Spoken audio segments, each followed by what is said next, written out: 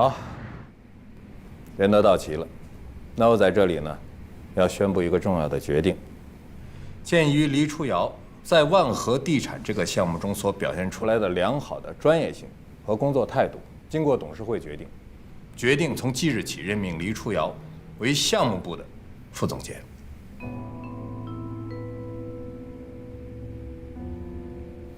韩总，小李啊，继续努力啊！大家都看好你。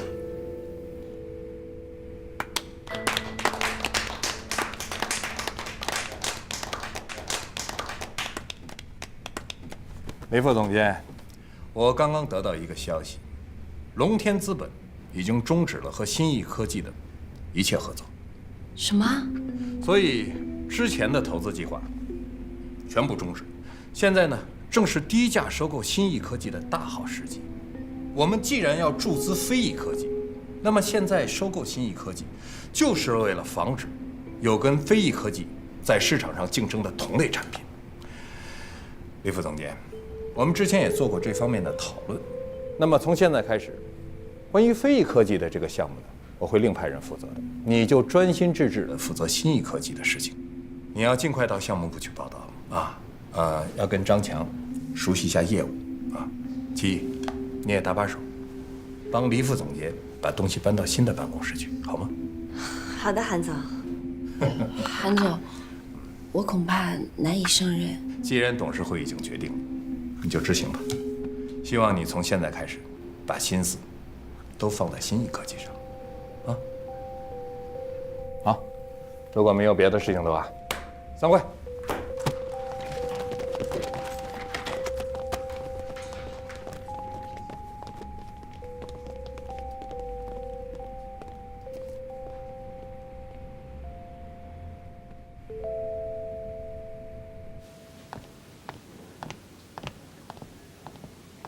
小林，以后这儿就是你的办公室，空的时候多跟项目部的同事沟通沟通，他们挺好说话的。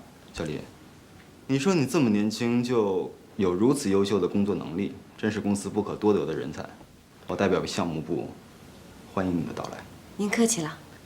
对了，听说你跟新亿科技的负责人李乐书挺熟的。对，他是我弟弟。公司让你负责收购的事儿，是看中你的能力。切记，工作的事情要跟私人感情分开。你是公司的人，很多话我想不多说，你心里也明白。韩总很看好你，别让他失望。好，我明白。先忙。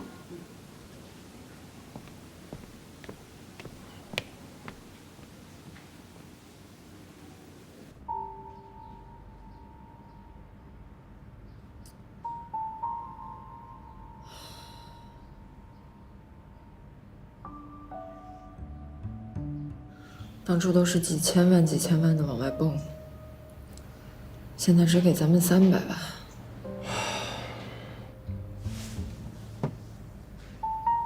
其实，我觉得300万对于现在的咱们来说已经可以了，因为咱们现在跟飞翼科技比，咱们现在确实没什么优势了。是啊，我也这么认为的。有钱总比没钱好。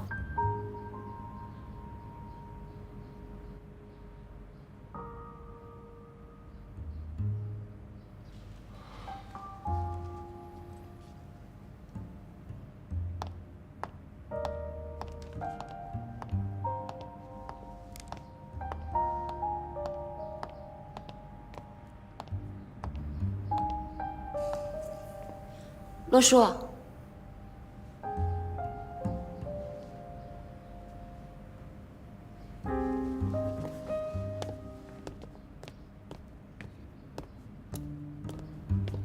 姐，我是来谈收购事宜的。龙翔决定投资飞翼科技了，现在要帮飞翼科技清扫业内障碍，所以想要收购新翼科技。这是合同。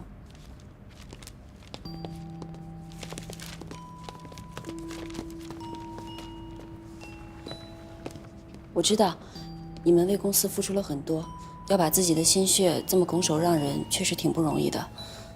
我就是来通知你的，你不用着急给我答复，好好考虑考虑。可是这500万，咱们之前做远程医疗的时候可不是这个价格，怎么转一圈反倒便宜了？我倒觉得可以卖。大家还记不记得，当初我们一起创建公司的时候是为了什么？不就是为了卖产品拿钱吗？是啊，这500万对于我们现在的产品来说，确实不够多。但是吴亚军他从中作梗，咱们不能拿以前和现在比了呀。我倒是觉得，这笔钱对于我们现在来说确实不少了。罗叔，知足常乐呀。我也这么觉得。现在我们最多也就只能吸引到300万的投资，和这500万相比，当然选大头了。我不同意卖，卖了公司就没了。陆叔，你想想大乐走之前跟我们说的，咱们再挺一挺吧。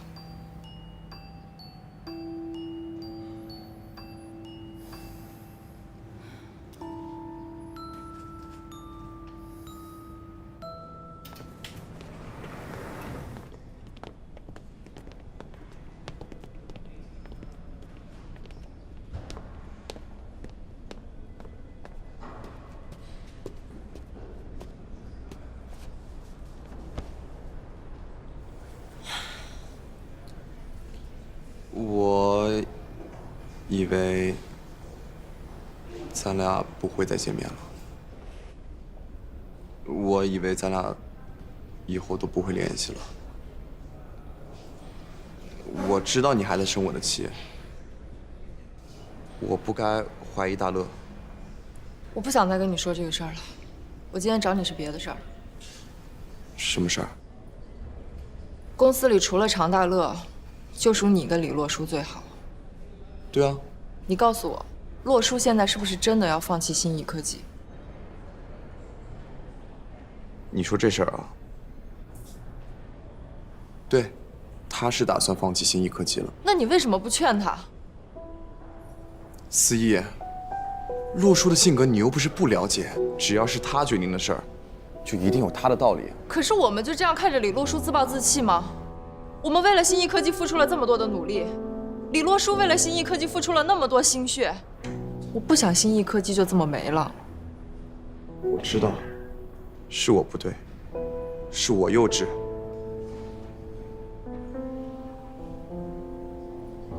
现在能让洛书重新振作，让新义科技重新开张的，只有一个人。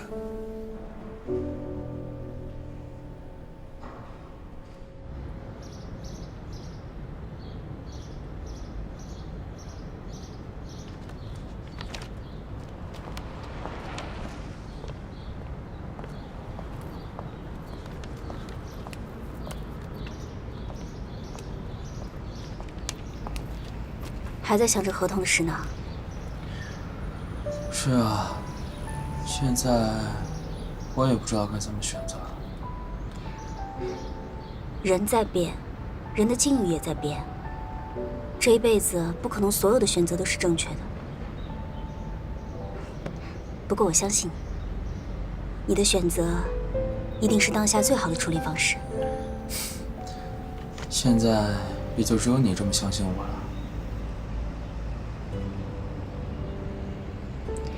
你不想卖掉心意吧？当然了，这么半途而废，也太可惜了吧。好，那我帮你，我们一起保住心意。罗叔，如果一个人有梦想，所有的困难都会给他让路的。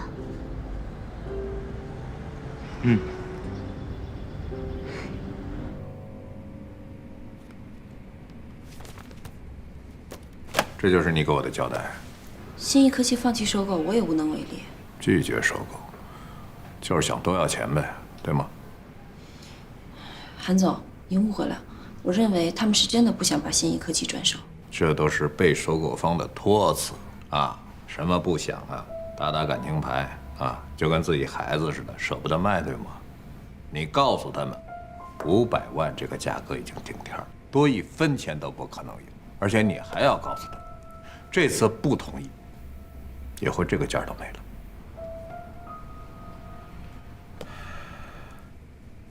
小李，你的能力，董事会是知道的，这我就不多说了。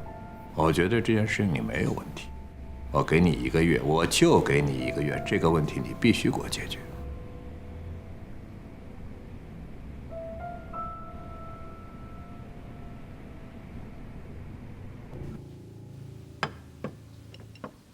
来，儿子，吃鱼，这个鱼新鲜，吃鱼呀聪明。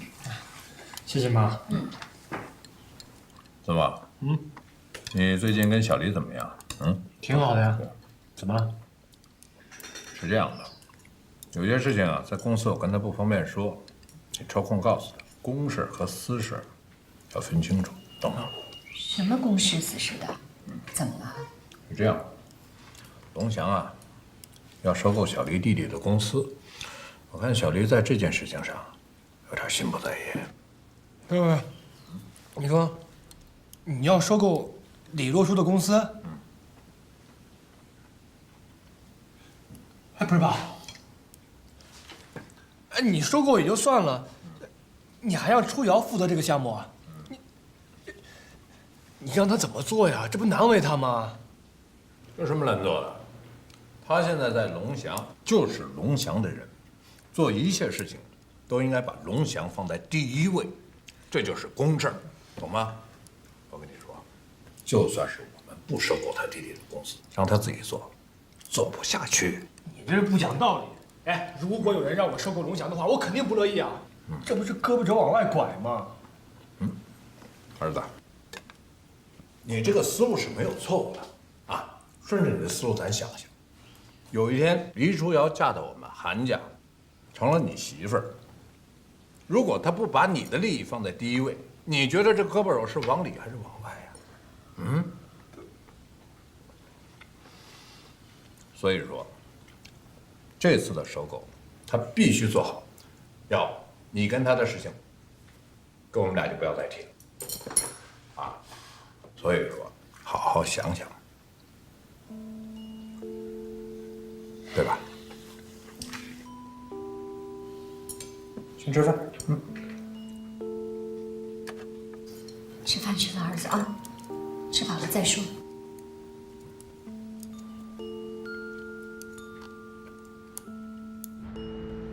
初瑶姐，洛叔他之后还有什么打算吗？我也不太清楚，应该是想先休息一段时间吧。我刚才看见他好像精神状态不太好，新一科技的事对他打击很大吧？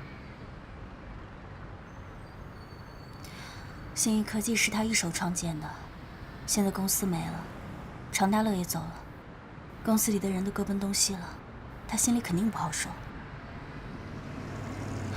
他这个孩子啊，从小就是不愿意对别人说心里话，现在就算他心里再难受，他也不会告诉其他人的。那怎么办呀？他什么事都自己悄悄扛着，总有一天会压垮的。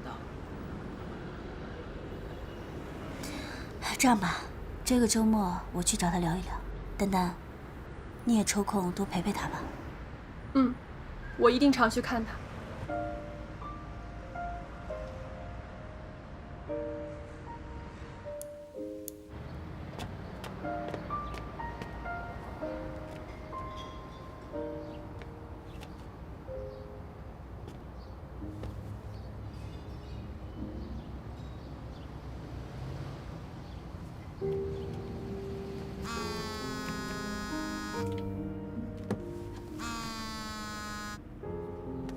喂，哎，陆叔，现在有空吗？我有事想跟你说。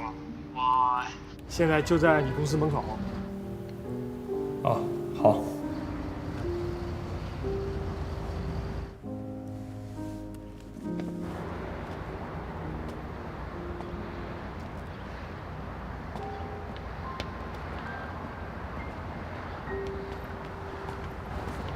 洛叔，找我什么事啊？我爸是不是要收购你们呀？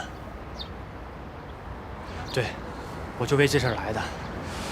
洛叔，我可不希望你眼睁睁地放弃这个好机会啊！而且，我现在听说新义科技是举步维艰，500万这个价格已经是很体面了。而且你们公司人也不多，这个价格就算均分的话，这个数目也是不错的。你说你拿这些钱干点什么不行？就算你咽不下这口气，你也可以东山再起，是不是？这些钱呢，足够做你的启用资金了。不是钱的问题，这个项目我还有心愿没有完成，我不会轻易放弃。那你已经做决定了吗？唉，完了。这个项目呢，是由你姐来负责的。我爸说了，如果他要完不成的话，就会棒打鸳鸯，把我们俩活生生给拆散了。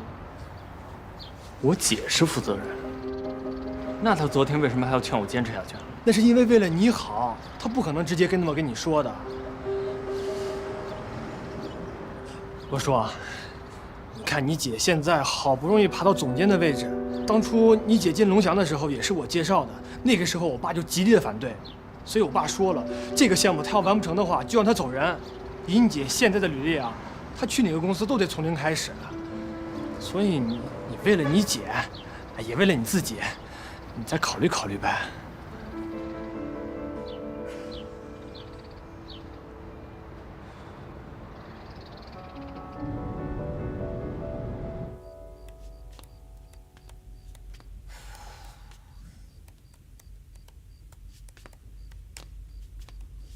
姐，这么晚了还在工作啊？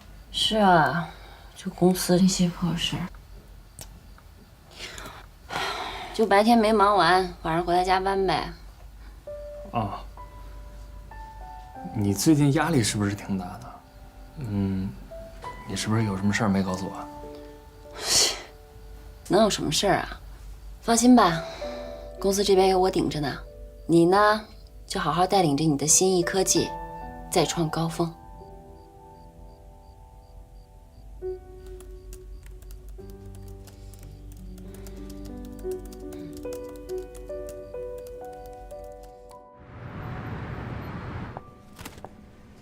韩总，新义科技的李洛书来了。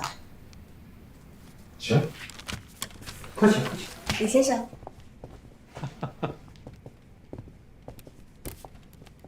这是合同，我已经签好了，您看一下。想通了？想通了。那我就好奇了，怎么突然就想通了？啊？韩总开出的条件，我没有办法拒绝。是吗？来，赶快坐。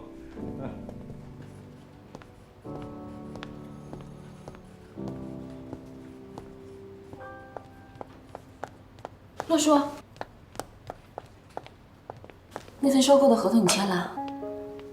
签了。为什么？你怎么能这么轻易的就放弃呢？现在这种情况，500万的价格收购我们的技术，我有什么理由拒绝？你别这么说，你明明不是这样想的。我就是这么想的。走了。哎，你。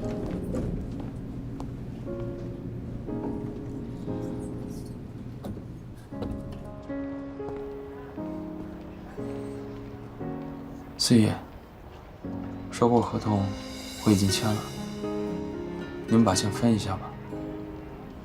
新义科技解散了。你说什么？散？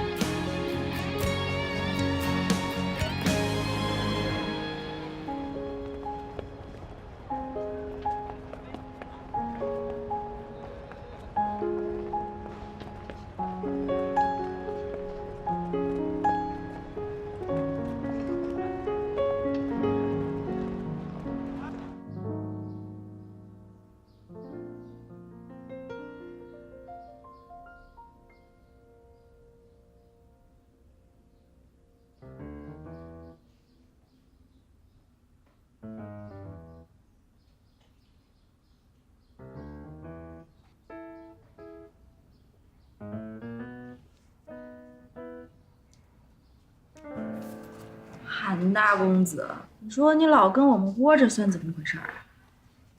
别哄我，想事儿呢。你说李洛书是为了钱呢，还是为了人呢？我觉得呀，洛书他不是这种人。你刚刚不是说了吗？之前他不知道楚瑶是负责人，为什么早不签晚不签，偏偏就在知道楚瑶是负责人之后就签了？那你的意思是说，李洛书是为了楚瑶才放弃新义科技的？我看八成是。洛书这孩子还真挺重情重义的。哎，不像亲人。你这人怎么什么事都能扯上我？不跟你玩了。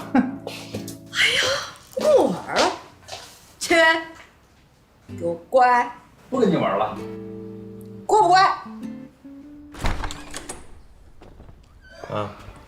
哎，今天怎么那么早啊？下午没课。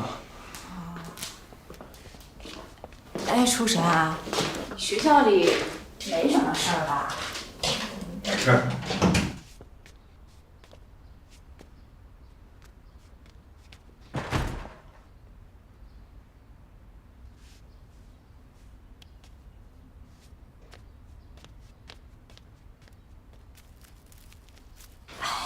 爸爸，我怎么看着初神今天好像不太对呀？怎么不对了？他这两天心情一直不太好，你说是不是学校遇什么事儿了呀？孩子这两天话是少点儿。什么是少点儿？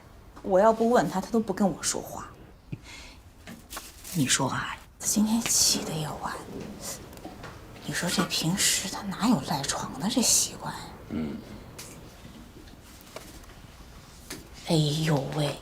我最近可听说有好多学生因为什么学业压力大得什么抑郁症啊，这严重的能自杀的，他办啊？啊！你放心，咱们自己的孩子还不了解吗？楚晨不会有事的，放心啊！不会吗？不会，放心。我还是不太放心，我得去看看。哎呀，你呀，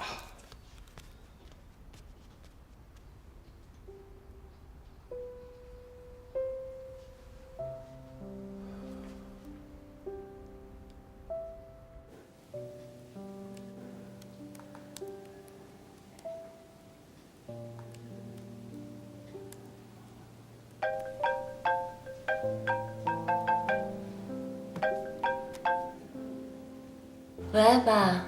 楚瑶啊，洛书怎么了？啊？你妈跟我说这两天洛书一直不太对劲。你跟爸说实话，到底出什么事儿了？爸，洛书的公司垮了。什么？今天刚签的收购协议。收购？楚瑶，你们这个行业，爸不太懂。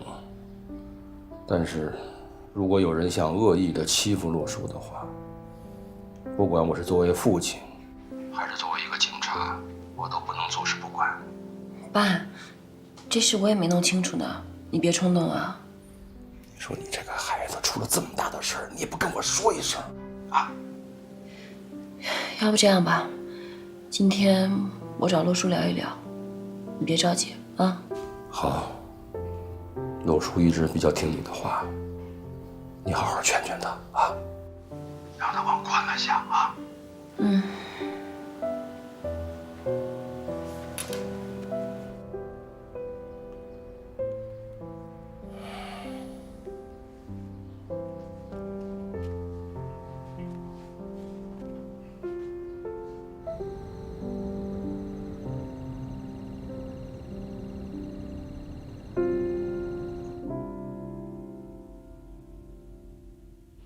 韩子墨，你能不能不要胡搅蛮缠了？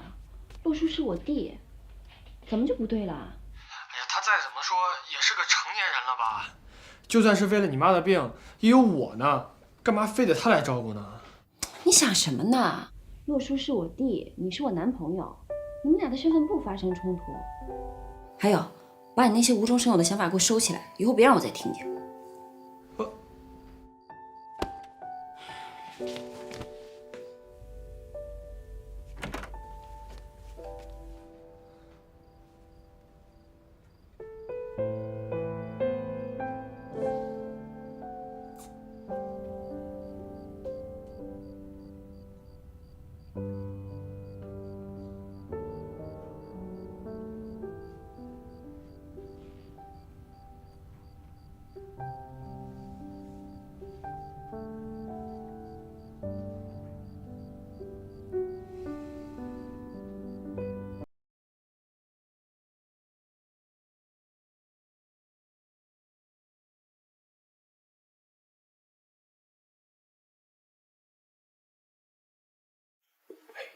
爸，主任还没睡啊？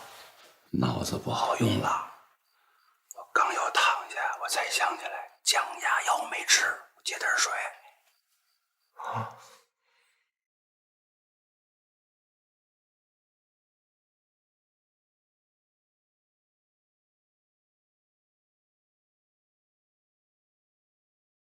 听你姐说了，你跟几个小伙伴创办的公司遇到困难了，卖了。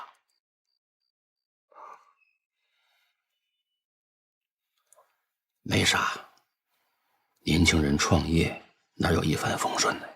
我倒觉着太顺了未必是好事。少年壮志不言愁嘛，这是爸年轻时候最喜欢唱的一首歌。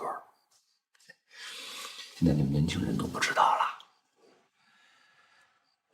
就是这首歌一直激励着我接受现实，努力工作，照顾好咱们这个家，面对工作上、事业上的各种困难。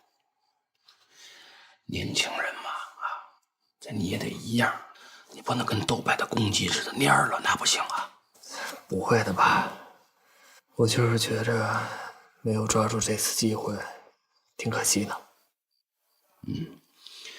学会善于总结是好事。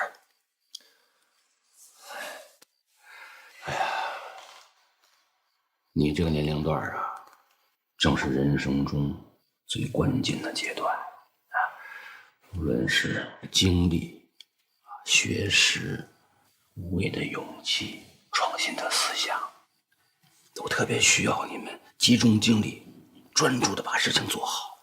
所以不能再瞻前顾后了，该甩的包袱一定得甩掉了。爸，我知道你想说什么。今天啊，让爸把话说完啊，要不然憋在我心里边，爸不好受。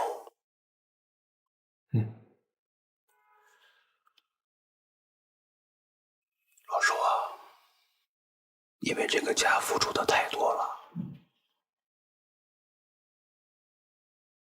我们也耽误你太多了，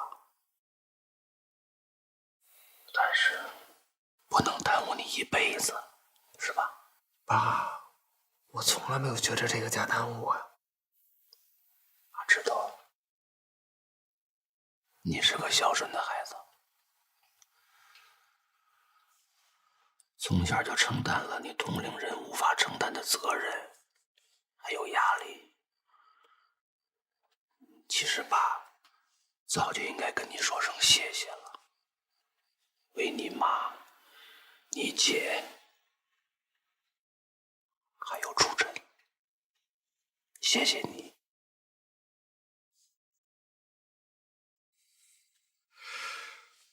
现在好了，你看爸马上就退休了，你姐工作也很稳定，情感也有归宿了。人是有点毛毛躁躁的，但是本质不坏，识大体。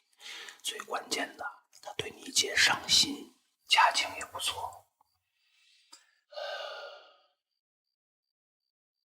你妈呢？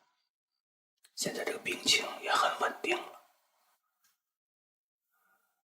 所以我就想啊，咱们都想想啊，找一个特别恰当的、合理的理由，让你能脱离开这个环境，专心的搞自己的事业。这样的话，我跟你姐心里边也能好受一点。我姐也这么想。她当然也希望你有出息，有好的发展。哎呀，你们两个从小一起打打闹闹的，长大到现在，说心里话，我们心里边就拿你当作是出尘了。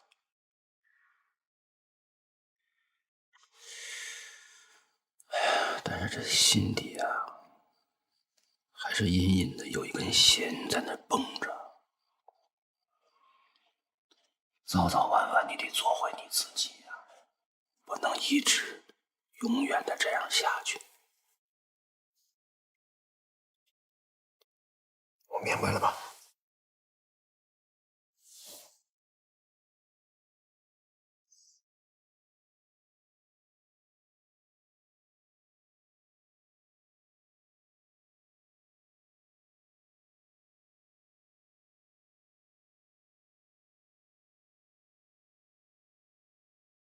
叫我出来有什么事儿吗？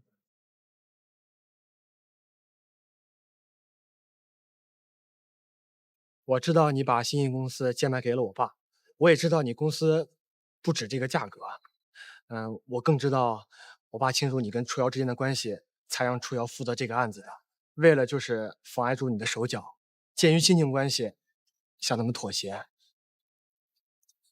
我不否认这个做法很不道德，甚至，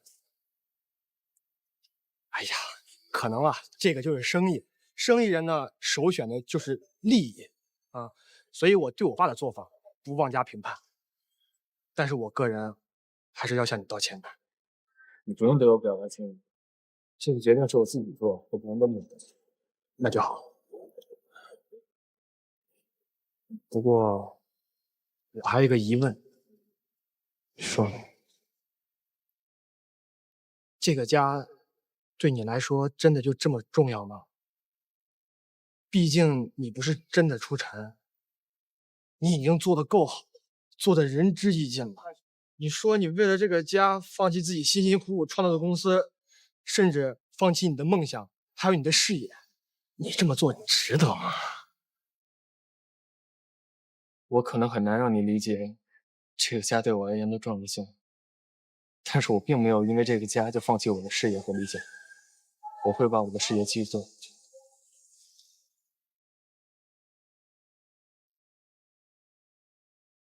那个，我觉得我现在既然已经确定了跟初瑶的恋爱关系，你说你跟初瑶非亲非故的，再这么下去也不是个事儿。我认为啊，你现在的侧重点应该放在重新创业上，把更多的精力放在你的事业上，对不对？这样对你好，对我也好。啊，不过你放心啊，以后初瑶还有初瑶的父母，我都会照顾得很好啊。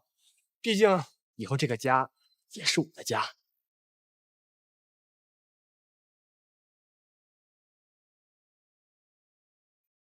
哎，我可没有要赶走你的意思啊。我知道你的想法，我会想清。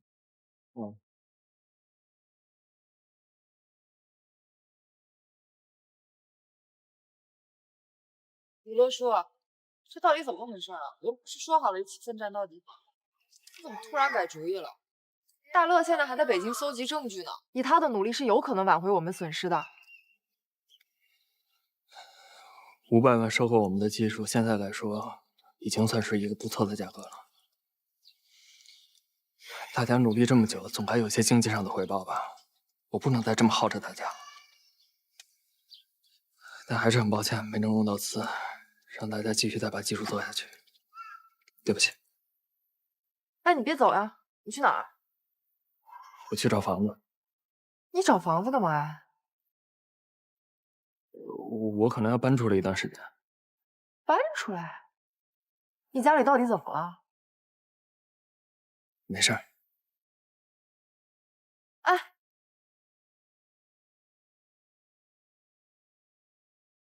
喂，我们小区呢都是拆迁户啊，全都是装修好的新房子，只是户型上有差别。我这间呢是一居室，建筑面积50平左右，在58同城上登记的信息绝对真实，二位可以放心。没关系，没关系。如果两位不喜欢呢，咱们可以看一下别的房间。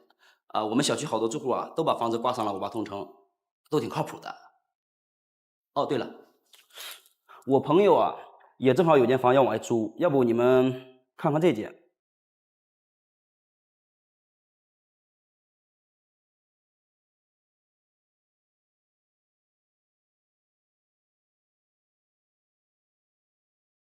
你看看这个吧，怎么样？看看这间呗。行，那个我一会儿跟我朋友联系一下，你们直接过去。就是这儿的。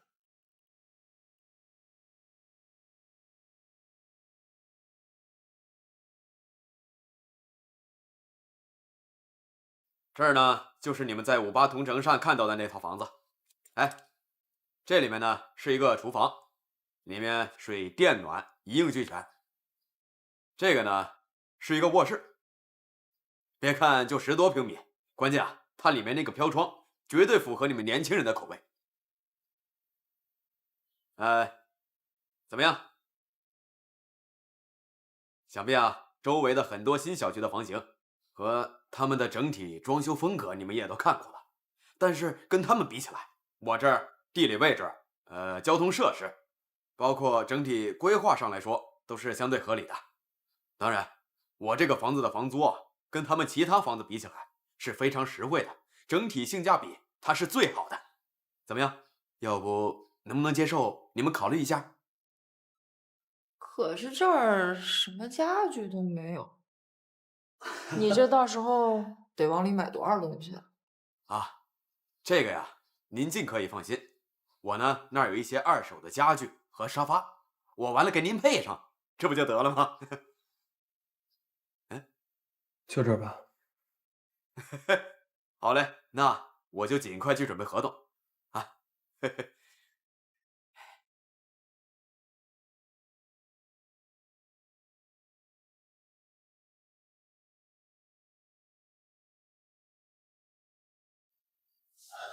爸妈，想和你们说个事。什么事儿啊？说吧。我想搬回学校住。搬回学校住？啊。为什么呀？你是学校最近事儿有点忙了是吧？啊，对。这不嘛，最近要考试了，来回跑也不太方便。你这也太突然了。你关键你到学校去住，你吃不好住不好的。不能啊，人家都在学校住。再说了，我都没怎么跟我们舍友一起待过。我觉着可以，都长大了，让他们单独的生活一段时间，对他们有好处，锻炼锻炼。我同意啊。我不同意，这从小到大就没在外边住过。妈，这不也是为了学习吗？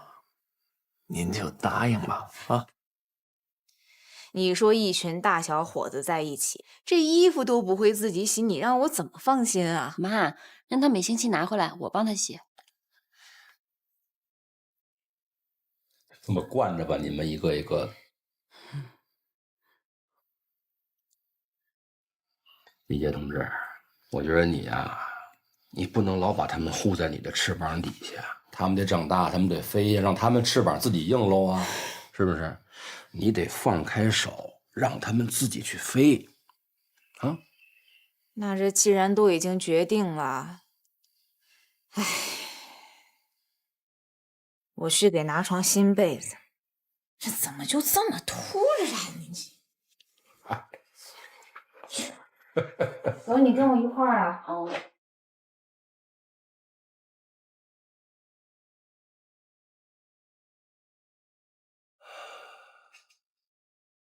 想好了。想好了。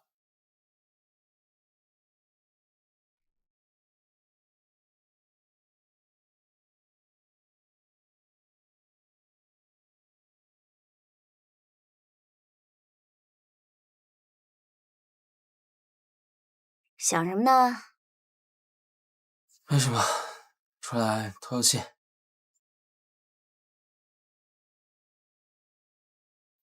你是真的想复学吗？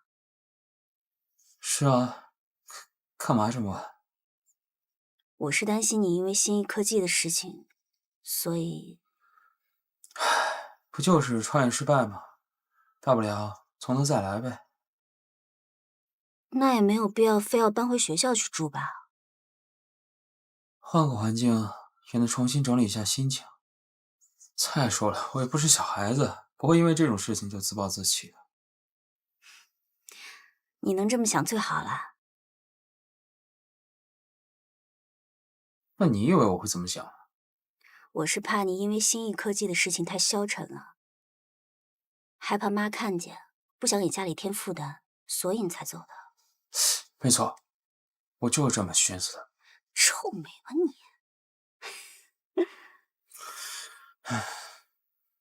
不过乐叔，说心里话，看到你这么乐观，我还挺高兴的。你呢，就去好好上学，如果有时间休息的话，就回家里来看看。嗯。可是家里这边你就放心吧，咱妈的病情最近都很稳定。再说，你今儿去上学又不是不回来了。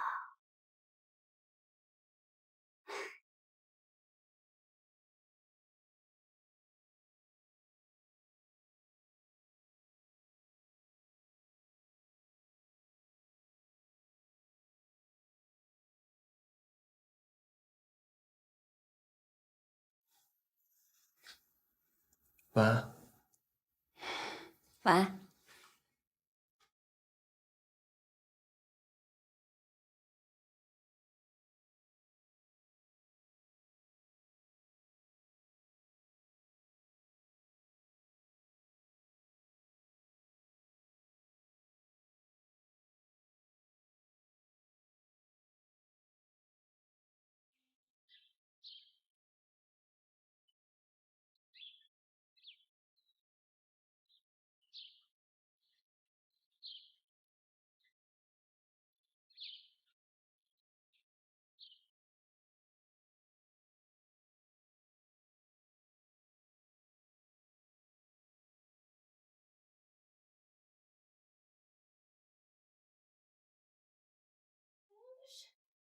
哪儿去了呀？你这一早上里外屋这么转悠，你找什么呀？工具箱。找他干嘛？你呀咱儿子今天就要去学校宿舍住去了，你就在这儿盘着腿儿看着报纸，你倒真能坐得住。昨天东西不是收拾的差不多了吗？没什么可干的了。再说他是去学校，那宿舍条件都不错，现在啊。哟，起来啦！啊，你记不记得我那工具箱搁哪儿了呀？怎么找不见了呀？您找工具箱干什么呀？哎呦，我这寻思着呀，你不是要去宿舍住吗？你那个宿舍的窗户和门什么要是坏了的话，家里的这工具箱啊用得顺手。儿子上学校是去学习去，不是上后勤收水暖去，要那干啥呀？干。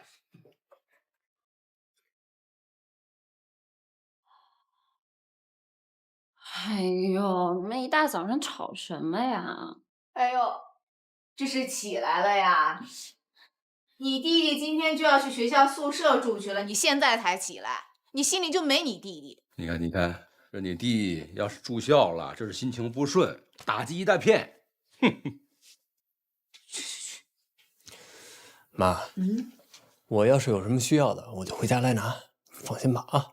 对呀，是呀妈，他又不傻，有什么事儿肯定屁颠屁颠就跑回来了。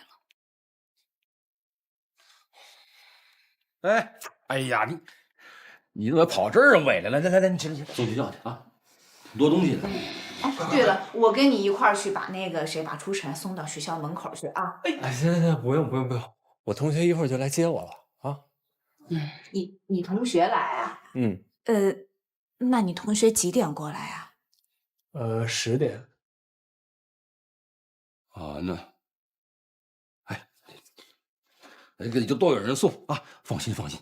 哎，你看看儿子那边是不是还有什么事儿没弄好？你去看别落东西什么的啊。对，我去再想。对。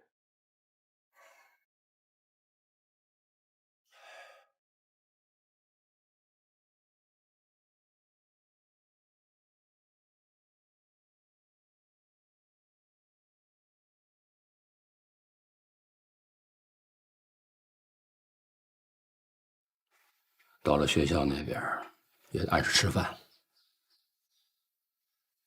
尽量少熬夜啊。放心，好好团结同学。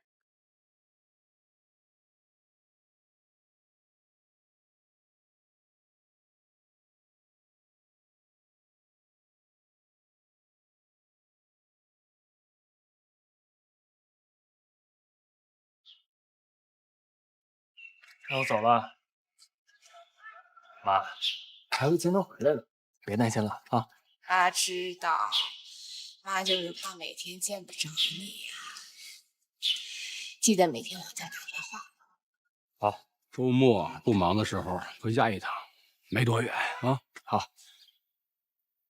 姐，嗯，照顾好爸妈。我走了。拜拜。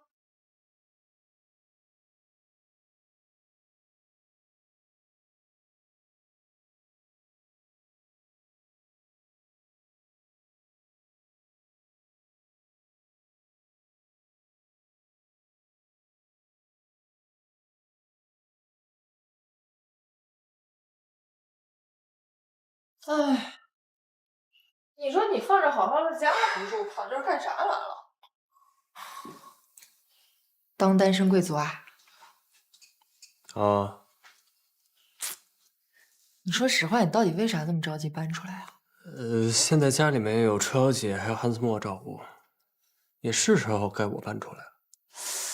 你搬的这个家，离你家就一条马路，你就舍不得，对不对？哎，常大乐最近怎么样啊？他不是替你在吴亚军那儿受罪呢吗？心疼啦。行了，我知道你要干嘛，我票都买好了，我这就走。舍不得呀？说谁舍不得？就是舍不得。那你自己的吧。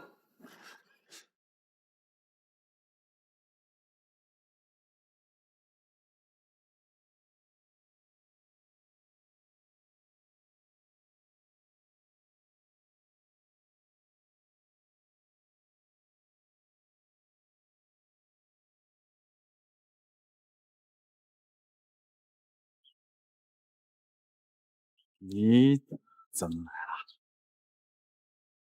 我来督促你啊。怎么了？不行啊？行，怎么能不行呢？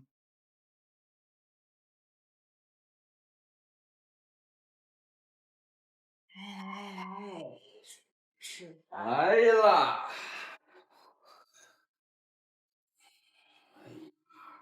初晨不是回学校了吗？你这看我这记性。妈，他只是回学校住了，又不是不在杭州了，你别这么伤感。就是，你妈呀，就喜欢小题大做。说谁小题大做？那不是你儿子啊！这家里天天那么多事儿，不得我操心啊？站着说话不嫌有的。好，我又说错话了啊！这你妈是咱们家最大的领导啊！哎，李琦同志，哪天咱们上那个所里边把那个户口本改了呗？你当户主。我才不要那虚名呢，户口本攥我手里就行。妈，那要是哪天我结婚了，你可得把户口本给我吧。哎呀，这事儿你可得好好跟你妈溜须啊，要不然她攥着那户口不撒手的话，你就在家里边当老姑娘吧。你说谁老姑娘呢你？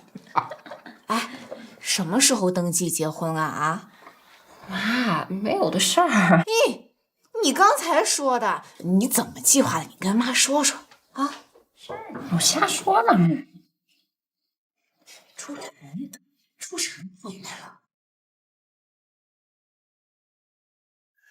洛叔啊，阿姨好，哎，叔叔好，哎，你来的挺是时候啊。那可不，闻着味儿来的。来，这点踩的好，来，快坐下一块吃饭啊！你看看，啊，这碗筷这不用上了吗？是不是？我妈忘记我提回学校了，多拿了副碗筷。啊，阿姨，初晨回学校了，不还有我呢吗？初晨的碗筷以后我来用，剩饭呢我来吃。您呢，别把我当外人，就当自己的儿子。有什么事儿尽管开口，我随时候着。好家伙，能有什么事儿啊？只要你能来，阿姨就高兴啊！来，谢谢叔叔。多吃点。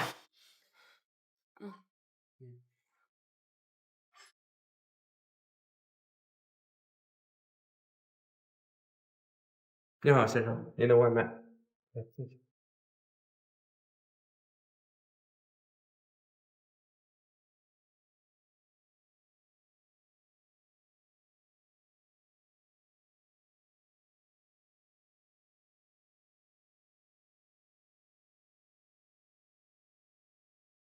李洛书把公司给卖了，他也不是这种风格的人啊。我走之前他还信心满满的要继续跟吴亚军拼下去，这怎么转眼就把心意给卖了？哎，你说他这算不算是背信弃义？我说回北京搜集证据，我还有什么用啊？我什么背信弃义啊？你说话怎么那么难听啊？他这么做是有苦衷的吗？那我们的苦衷呢？这不光是我们的产品，更是我们的心血和梦想。就由着他们剽窃获利，说我们跟一群迷途羔羊似的，任人宰割，连反抗也不带反抗一下。哎呀，你还不了解洛书吗？他决定的事儿什么时候变过？咱们也不能让洛书就这么认输了。你证据搜集的怎么样了？啊，说起这事儿，这吴亚军得到了咱们的产品之后啊，就立刻组织了技术人员进行了反工程剖析。他不仅得到了具体参数，还有元器件结构、尺寸和内部构造等数据。你都拿到啦？这关键是还没有。哎，但是你别着急啊，很快了。只要我一得到这个证据，咱们这场官司一定能打赢。到时候啊，咱们就能挽回新义科技，挽回咱们大家共同的心血，还有挽回李洛书。挽回什么呀？现在新义是龙翔的，怎么挽回？但技术是咱们的呀，只要我们能够拿回到我们自己手里，完全可以另立山头，重新开始啊。不过，这吴亚军现在对李洛书还没有放松警惕，所以咱们得从长计议，找一个一劳永逸的办法。但是现在当务之急是，你必须要回去告诉洛书我们现在的想法，不能让他自己就先垮了不是？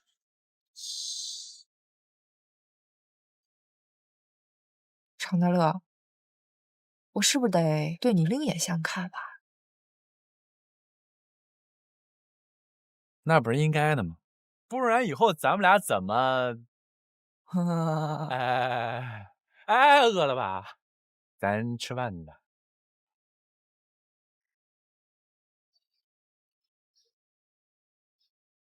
哎，阿姨，我来弄就行了，没事儿，您别管了，我来。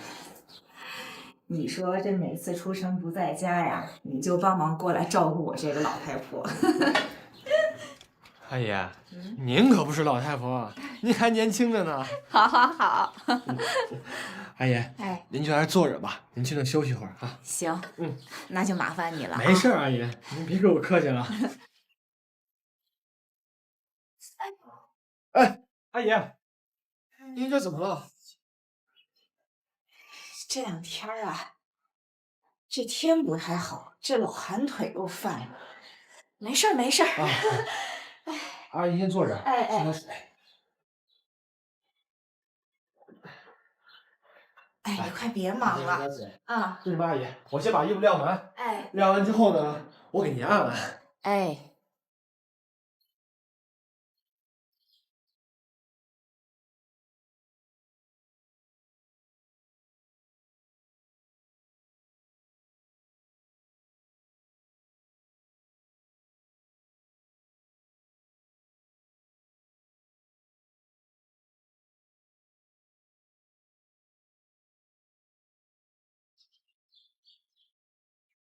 不是，哎呀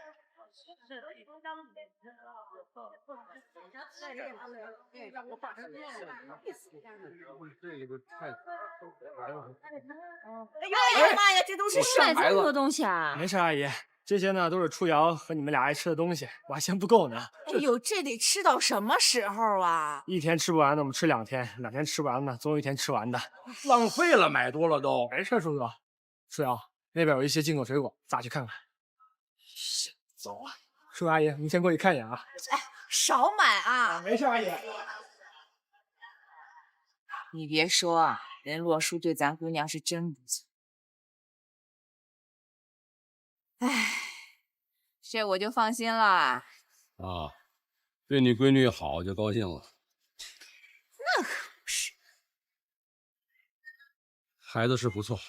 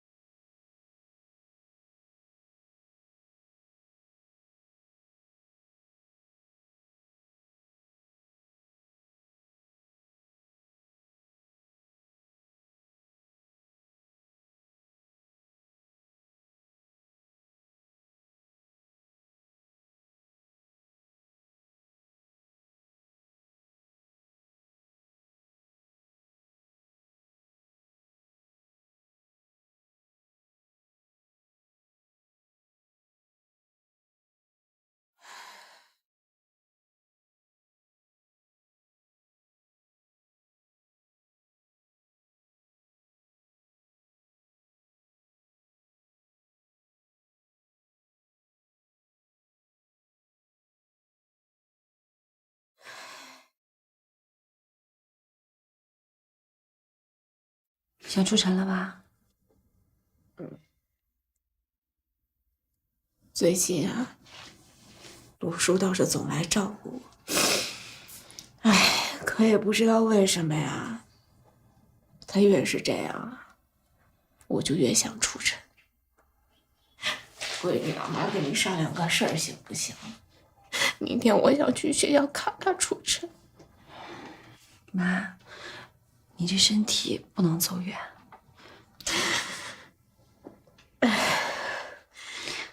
这样，这几天我抽空去看看吧。我告诉他，让他有时间了就回来。好，走，回屋吧。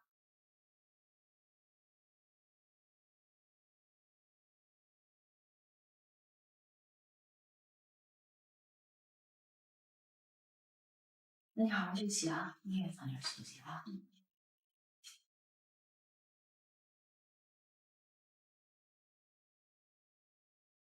你妈又想你弟弟了。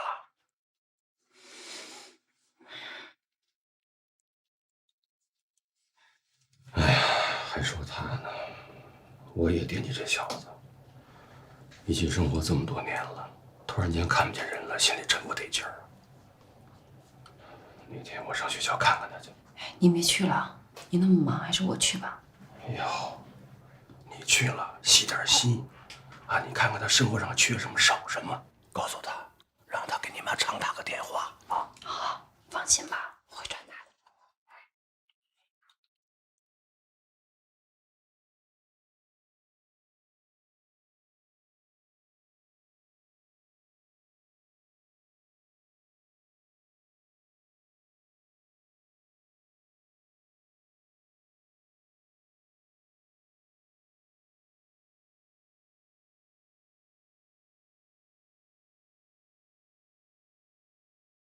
喂，喂，楚瑶，快下来吧，我们约好今天去约会的啊。哎呦，忘记告诉你了，昨晚我妈想出城想得厉害，所以我这会儿在她学校呢。你又因为他放我鸽子啊？初瑶，你到底能不能分清楚谁才是你男朋友啊？好啦，你别无理取闹了啊！我已经到了，晚点跟你说。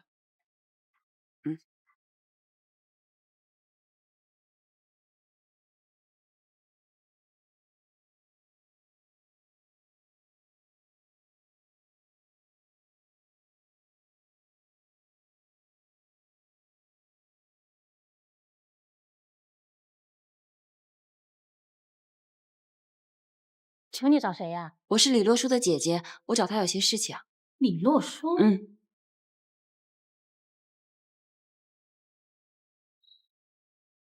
是13级电子信息系啊。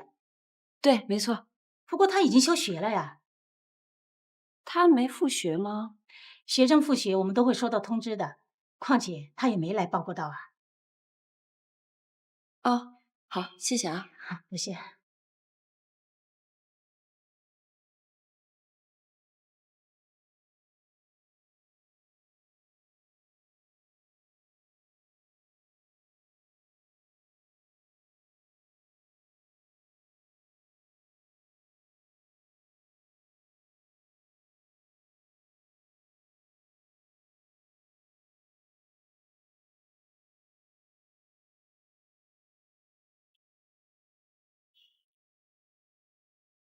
喂，喂，洛叔，你现在在哪儿呢？我在宿舍。哦，今天周六应该没什么课吧？要不要中午一起吃饭啊？哦，好，行，那我们中午学校门口的饭店见。好。嗯。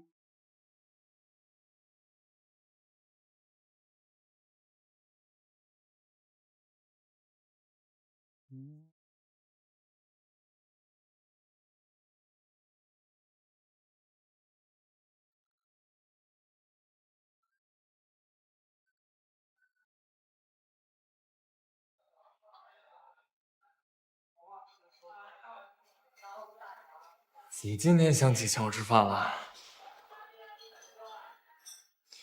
为什么骗我？我去过你的学校了，你根本就没有复学。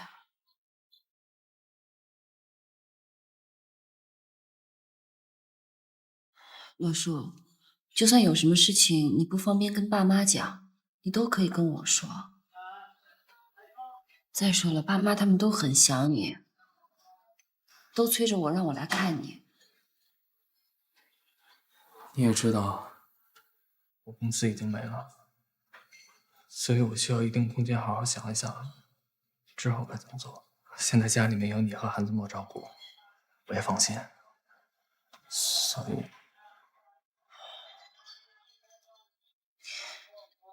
既然你都决定了，就这样吧。那你好好照顾自己啊。咱们家永远欢迎你。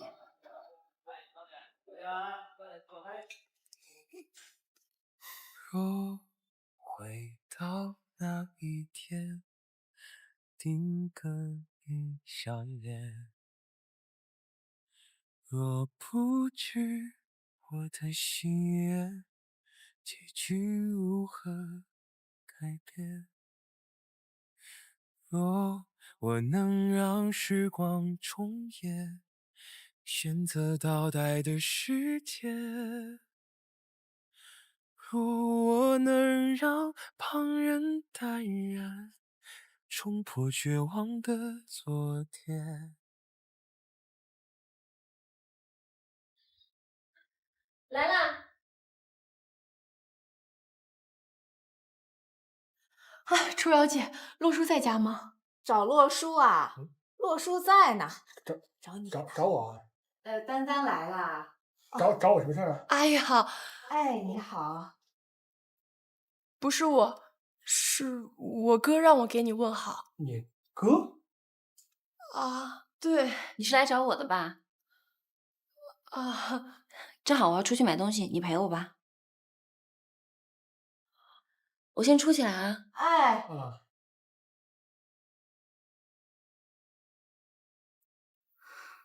陆叔搬走了。为什么呀？可能他想给自己多一些空间吧，也可以让他专心创业。那他搬去哪儿了？地址我回头发给你。好，谢谢楚瑶姐。丹丹，你多去照顾他，让他好好吃饭，别熬夜。好。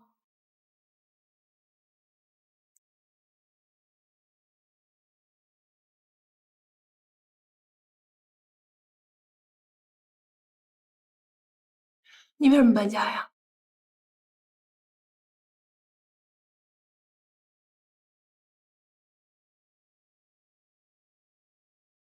你到底是怎么找到这个？我刚才去你家了。楚瑶姐说你搬走了。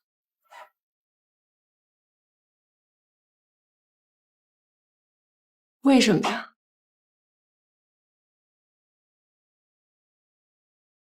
是因为韩子墨吗？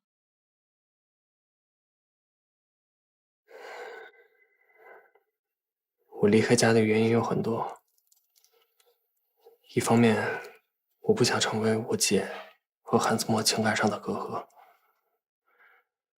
而且在他们两个照顾下，我母亲的情绪也比较稳定。这是我最适合离开这个家的时机。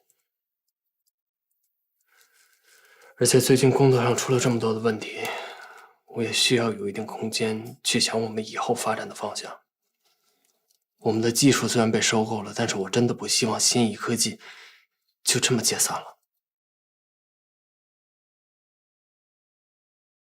还有最后一点，是因为你和我说的话。什么话？我也想知道，现在的我到底是李洛书，还是李楚晨？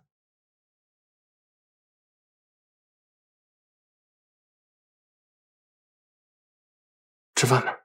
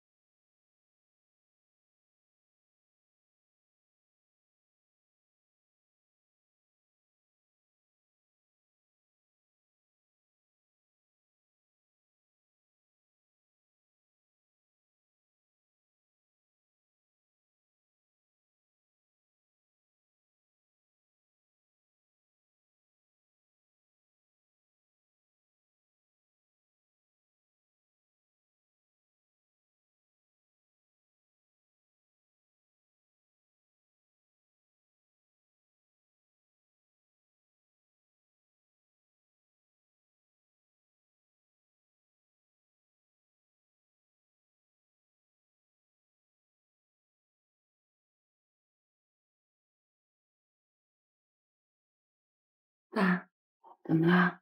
想陆叔啦？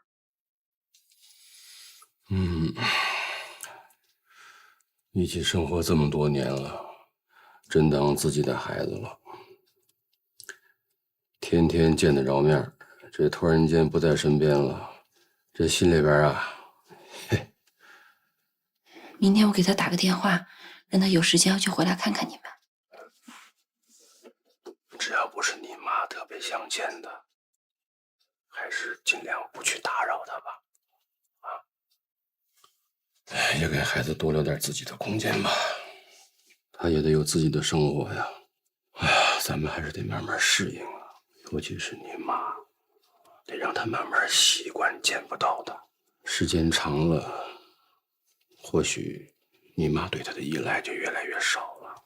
你妈对她依赖越来越少，这小子压力才越小，心情才能越来越放松。太难。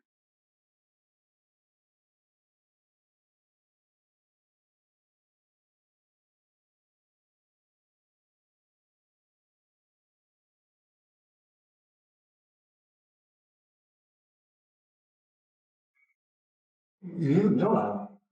拿这么多东西干嘛呀？我把我能想到都给你买了，你别跟我客气啊。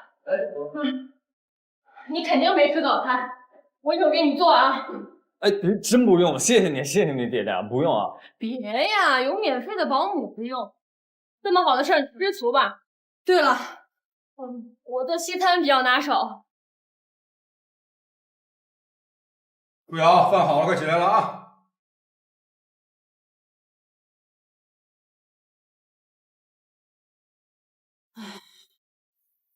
起来吃饭啦！跟谁说话呢？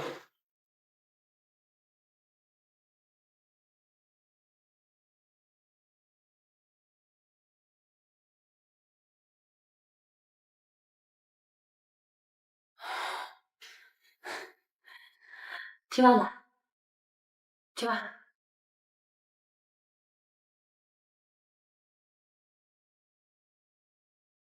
中餐我只会做面条，我说靠我这吃吧啊！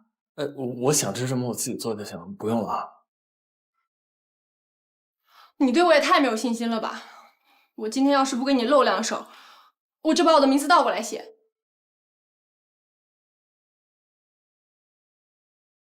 我吃不了鸡蛋。知道了，少爷。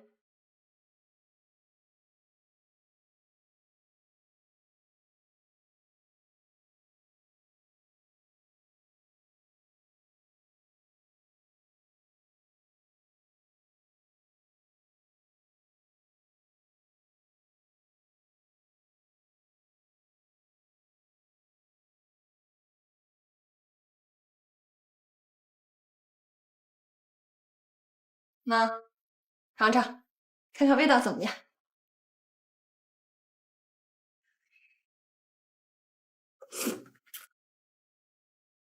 我手艺不错吧？没想到你做面还挺好吃的。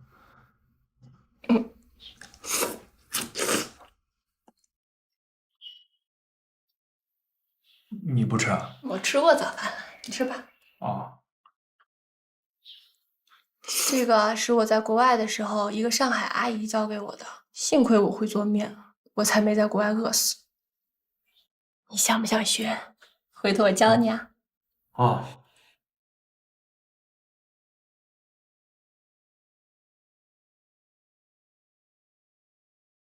你干嘛总盯着我看？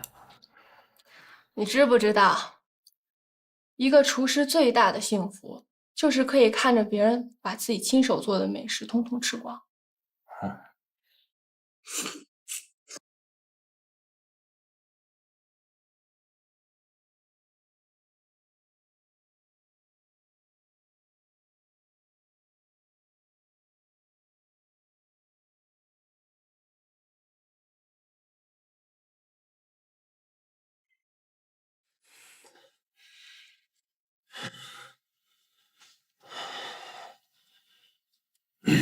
你这面里有鸡蛋吧？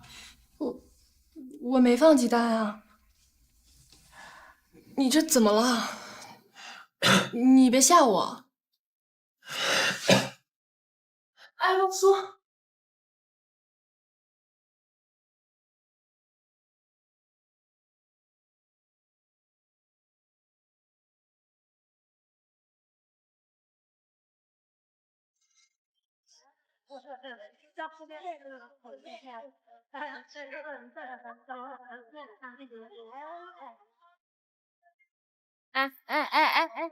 我们这儿给我弟选生活用品的，你怎么拿的都是你爱吃的呀？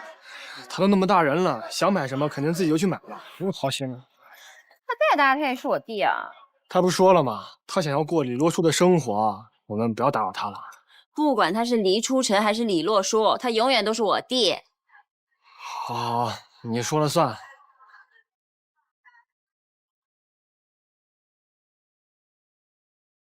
喂，丹丹。喂，初瑶姐，洛书出事儿了。出事儿了？他怎么样啊？好，幸亏你们送来及时，否则的话，真可能会出大事儿。我鸡蛋过敏啊，不可掉以轻心。哎，那他什么时候能醒过来啊？你放心吧，稍微进退了，他已经睡着了。不出意外的话，今天就留院观察一晚，明天就可以出院了啊。谢谢啊。初瑶姐，对不起。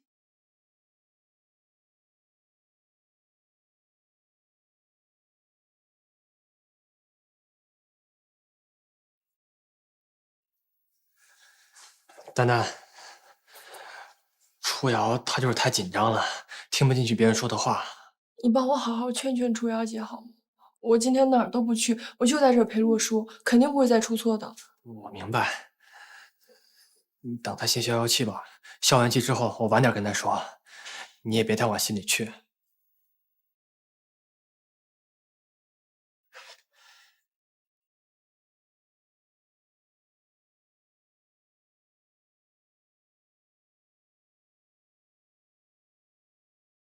楚阳，人家丹丹也是好心，你干嘛非要把她关在门外呢？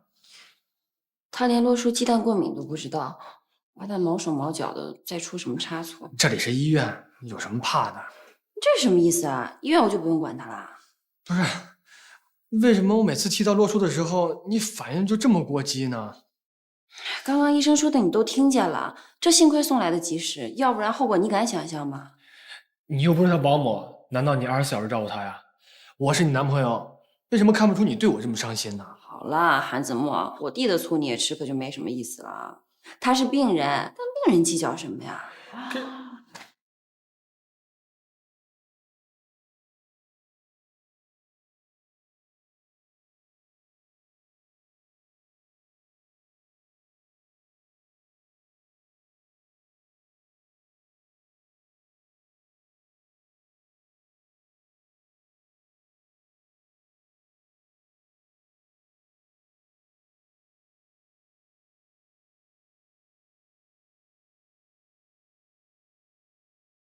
不是。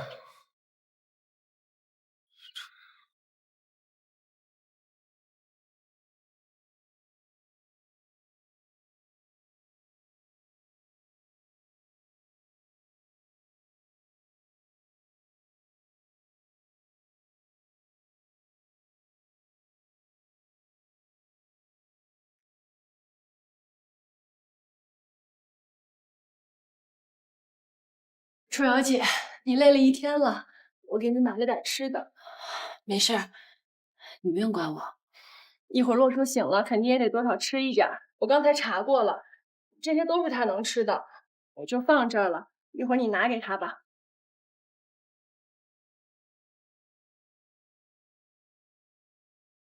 丹丹，我之前对你说的话语气有点严重了，你别太放在心上。没事儿，楚瑶姐，都是我不好，要不是我，洛叔现在也不会躺在这儿。对了，楚瑶姐，我刚才看见韩子墨脸色不太好，你们吵架了？没有，闹了点小别扭。那你快去哄哄他吧，这有我，你放心吧。我刚才做了好多功课，肯定不会再出错了。再说这是医院，那么多医生看着呢，没问题。谢谢你啊，丹丹，对我弟这么好，我应该的。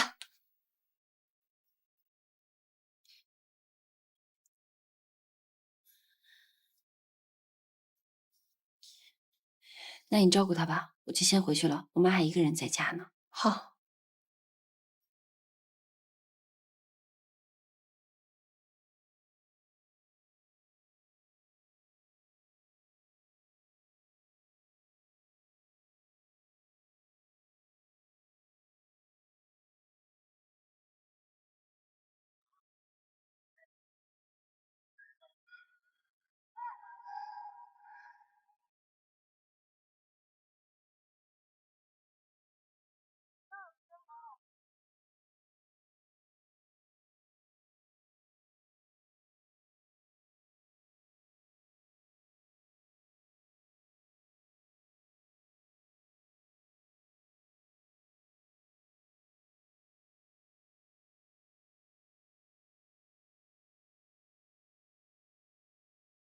洛叔，我向你承认错误，我真的不知道你吃鸡蛋过敏，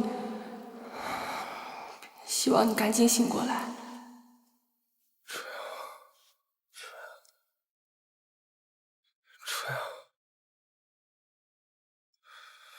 楚阳，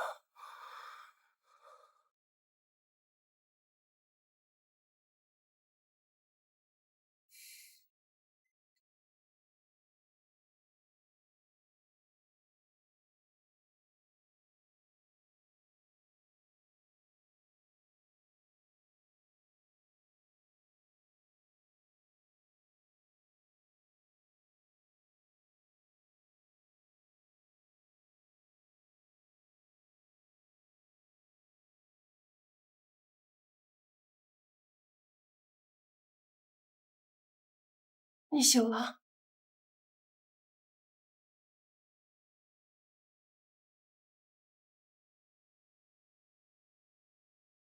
喝点水吧。昨天是你照顾我一晚上。是啊，不然除了我还有谁啊？谢谢啊。罗叔，都是我不好。我要是细心一点，你也不会出这事儿。我这不是没事吗？你赶紧回去休息吧，忙了一晚上。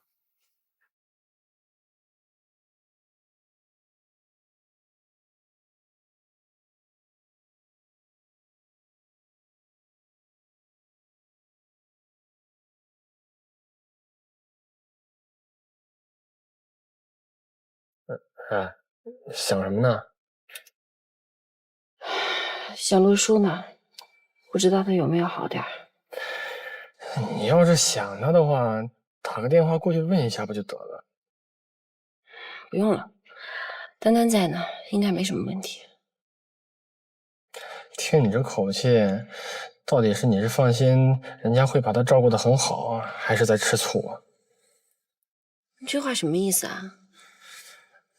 今天你在跟我约会，能不能不要想其他的男人了？你都来约我了，你想着其他的人不太好吧？洛叔不是其他的男人，他是我弟弟。假的弟弟。李洛说假装出生在你家待那么久，现在好不容易搬出来了，不用装了。你这三天两头还得往他们家跑，整天又担心他，不知道的人还以为你俩假戏真做呢。你胡说八道什么呢？洛叔是我的家人，我关心他的身体健康，怎么了？而是我，哎呀，咱俩好不容易约会一次，你老想着他，我吃醋。懒得跟你解释。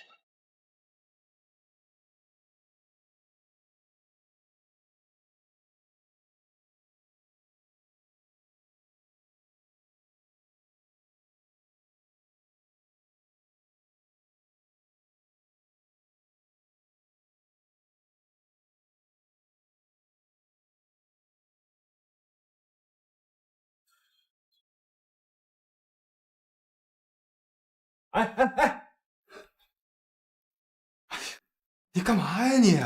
在你成为网瘾少年之前，我及时出手，带你走出网络深渊。我这就放松一下，怎么还成网瘾少年了呢？哦，对，你还真不是网瘾少年，你都快中年了，离秃顶油度不远了。我说媳妇儿，你能不能别那么挖苦我呀？不行。哎，秦云，我现在算是明白了哈，到手的媳妇儿一旦盖了章，你就高枕无忧了是吧？家务不做，工作懒散，媳妇儿也当摆设。我怎么感觉我现在就跟一兼职的老妈子一样啊？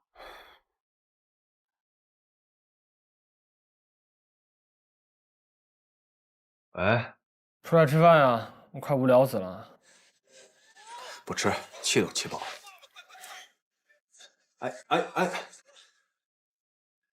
气，生什么气啊？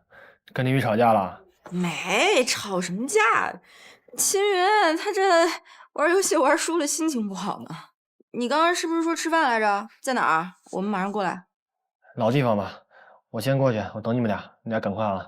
哎，好嘞，拜拜。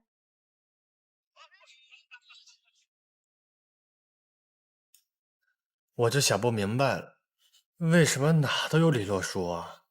害得我跟初瑶连二人世界都没有了。你也太冲动了吧？就因为这事儿吵啊？我是她男朋友啊，严重被忽视了，这是大事儿。吵架怎么了？你以为所有人都跟你俩似的？相敬如宾这事儿啊，都是假的。我俩这不就是真的？你啊，你得这么讲。你要是真心喜欢初瑶，那他的事情是不是就是你的事情？那他要去关心洛书，你就跟着一块儿去呗。反正你一只脚已经踏入离家了，说白了你就是离家人。那你就把李洛书当成是他的亲弟弟，甚至是你自己的亲弟弟，那不就完了吗？我做不到。你连这点小事都克服不了，你还想不想跟初瑶结婚了？嗯，你还别说，我怎么没想到这一点呢？啊？结婚。结婚，我跟李楚瑶结婚呢。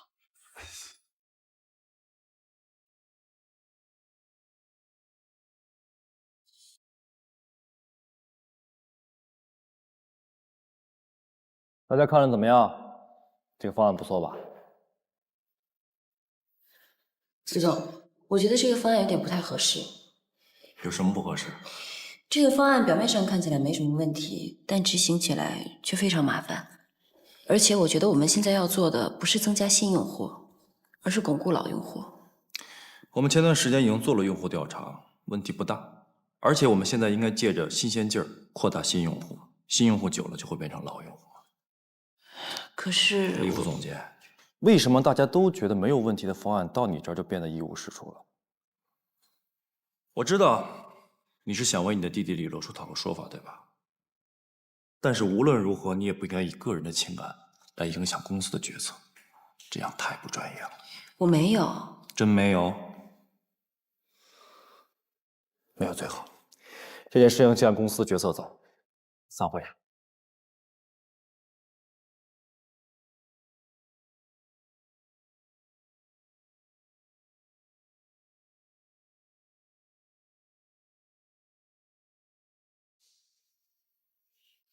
韩总，这是飞翼科技的。这件事我已经知道了，吴总的方案也没问题。可是李总监，以后你就专心致志跟万和地产这个项目吧。飞翼科技的事儿就先别管了。哦，好的。行，忙去。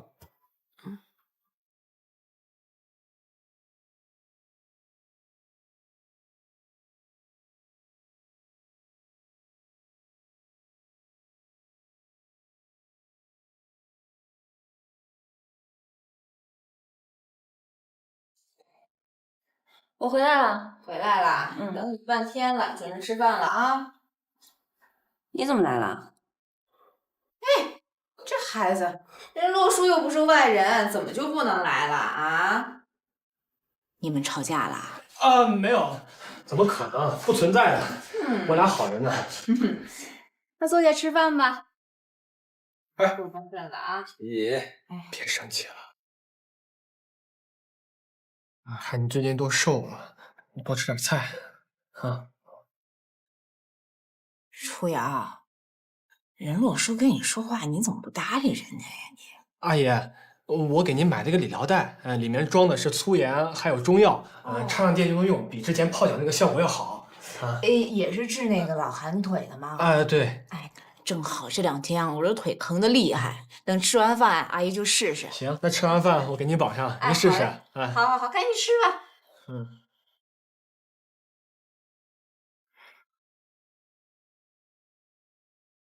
你说什么呢？我说菜好吃啊。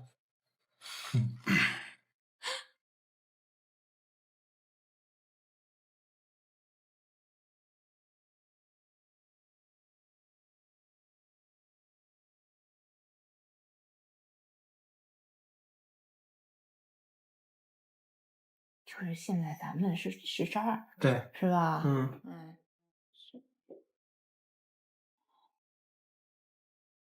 妈，你怎么还捂着呢？这都快1个小时了。时间没到呢吧？时间越长越好。说明放下的。想想都是这个样子。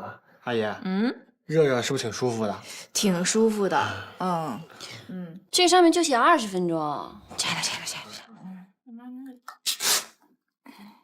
呀，红了。怎么了？是坏了！怎么了？啊，坏了！好，干嘛？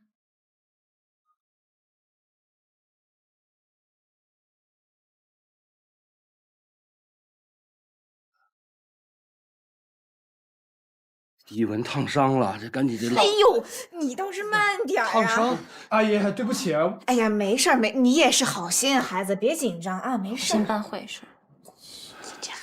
你少说两句吧啊你！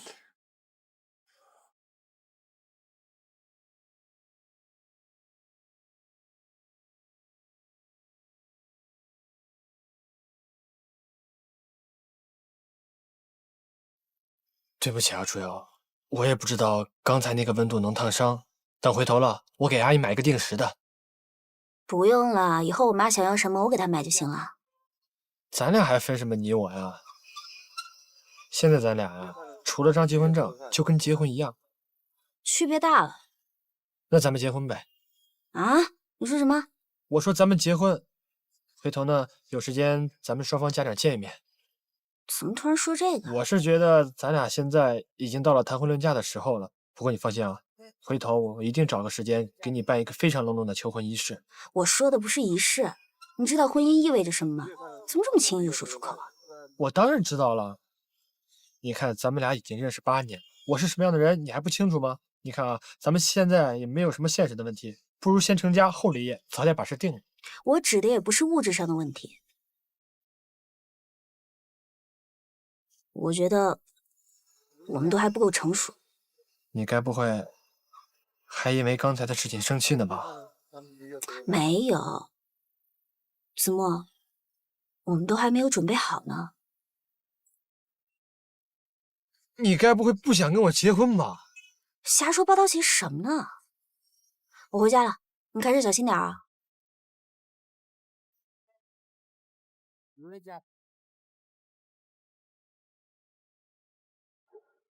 越看他们越值得看。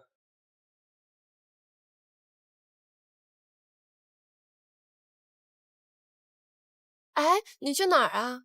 啊，我有点事儿出去的。你还没好利索呢，你别累着啊。哎，没事儿，走了，来不及了。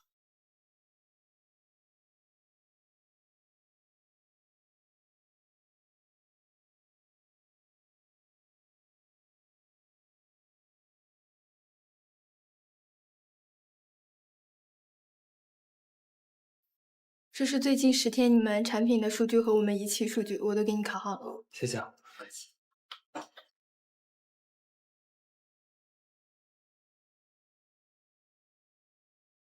洛叔，原来你没有放弃研发，还在继续收集数据呢。我也没说过我要放弃啊。那你一个人要搞到什么时候啊？我有我的计划。我有一个主意，你既能养活自己，还能实现你的人生目标，你要不要听一听？不用了，谢谢啊。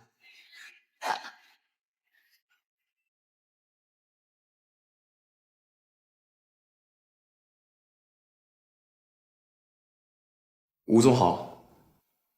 哦，华阳，我听齐毅都说了，新义科技被瓦解，你立下汗马功劳啊。你得到的钱应该够你撑一阵子吧？怎么想来我们飞翼科技呢？飞翼是有实力的大企业，而且您又是行业里边的领军人物，所以我想着来跟您学习学习，顺便提升一下我自己。是吗？啊，是啊。嘴真甜。不过我们公司需要的可不是阿谀奉承的主，我要的是真正的技术人才。啊，您可以对我进行考核。不用了，你的本事我还是了解的。华阳，只要你用心，只要你忠心，飞翼科技一定有你施展的空间和舞台。但如果你要是朝三暮四的话，我可不像吕乐书那样好说话。明白，我一定不负您所望。好好干。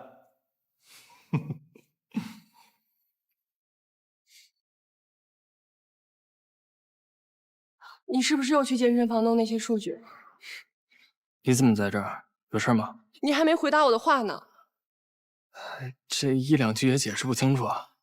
我问你，我哥都让你去他那儿工作了，你为什么不去？是不是只有初瑶姐的话你才听？好，我现在给他打电话。哎，丹丹，别闹。我没闹。你不用逃避什么。你明明提到他的时候表情都不一样。我实话跟你说吧，你郭敏住院的时候，是他照顾你的。那为什么不和我说？对不起，我撒谎了，我就是不想告诉你是他照顾你的。你这又是为什么呢？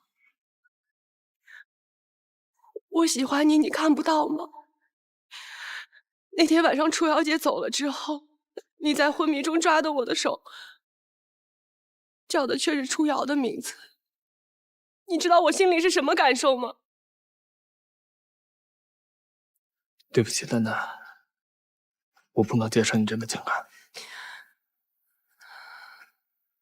我有喜欢的人了，希望你可以理解。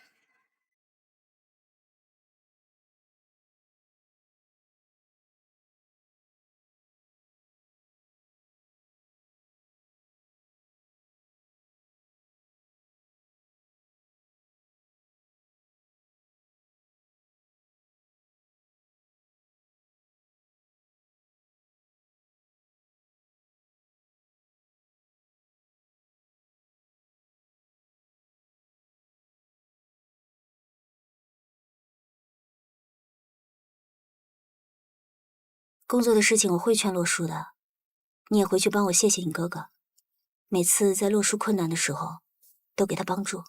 可他就是不领情。我们两个从小一起长大，他的脾气我太知道了，有什么事情都闷在心里面。要是决定的事啊，10头牛都拉不回来的。但他听你的，他也听爸妈的。楚瑶姐，你心疼洛叔吗？他是我弟弟，我当然心疼他。那韩子墨呢？丹丹，你今天怎么了？怎么总问一些奇怪的问题啊？你回答我嘛，楚瑶姐。丹丹，韩子墨已经跟我求婚了。你答应了？为什么？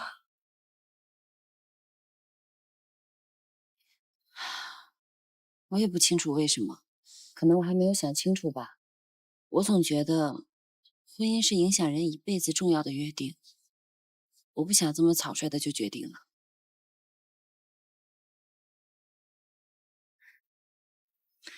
丹丹，我看得出来你喜欢洛叔。楚瑶姐，刚回来的时候遇到他，就觉得他已经不是我记忆里的洛叔了。后来我哥又跟我讲了很多他的事情，他为初晨做的，为你们家做的一切，我觉得他是值得仰慕和尊敬的人。我想为他做一切的事情，照顾他，帮衬他，想一直陪在他身边。但是，他心里已经有另外一个女孩了。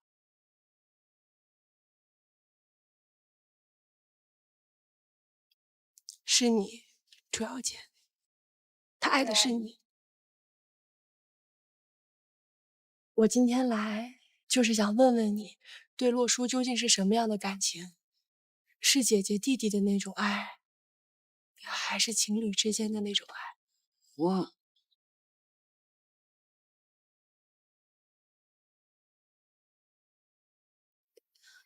我也没想过这个问题。洛叔爱你，但他面对你和叔叔阿姨，面对初晨这个身份，他没有办法向你表白，所以他一直压抑自己的情感。现在他公司又出了事儿，更是雪上加霜。我怕他撑不住。楚瑶姐，你现在已经有了名正言顺的男朋友了，可能你觉得这份感情不够成熟，但你们已经到了谈婚论嫁的地步。可是洛叔呢？你要是不爱他，我想你早点坦白的告诉他，让他死心，不要让他一直痛苦下去。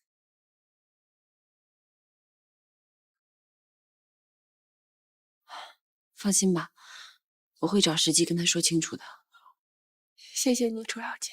丹丹，我能看出来你是真的喜欢洛叔，所以以后也就麻烦你照顾他了。我和我们这个家亏欠他太多了。只要他愿意，我会一直陪着他的。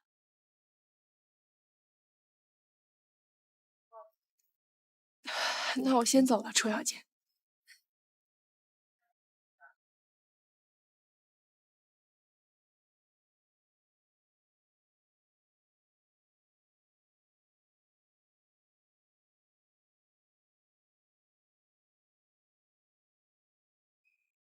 回来啦！初瑶刚刚出去了，你看着没啊？没有。你说这俩孩子啊，一个刚进家门，立马就出去了。那个住校的那个啊，这个电话是越来越少。唉，都长大了，忙吧。没事，你老叨咕他们两个干什么？哎呀，我自己的孩子我还不能念叨了啊！倒是你，天天什么事儿都不操心。哎呀，也不知道这个初晨啊，在学校里这集体生活过得习惯不习惯呀？能不能照顾自己呀？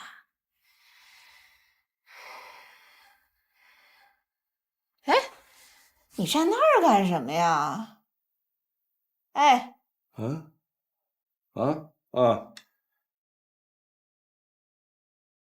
请慢用。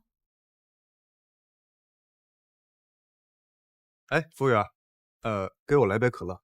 暂时不用了，谢谢。嗯，好的。别人都还没来你就点，有没有礼貌？你是在家挑刺儿，出门找事儿？他俩又不是外人，我先喝杯可乐走了。就看你不顺眼。那你不顺眼，你就别看呀。警告你啊，一会儿他们来了，别给我丢脸。那我要是不呢？哎呀啊！爹，怎么了这是？这还不是没事没事，坐。昨天不小心啊，让狗给咬了。啊，被狗咬了？嗨，没事。多亏有我媳妇儿，现在好着呢。哦，那个子墨，7分熟的牛排，我媳妇儿最爱吃。一会儿你跟厨师说一声，让他来一份。好的。还是老公对我好。我不对你好，我对谁好呀？是吧？我现在算是看出来了，谁说婚姻是爱情的坟墓？这明明是爱情的再生父母。对吧，初瑶？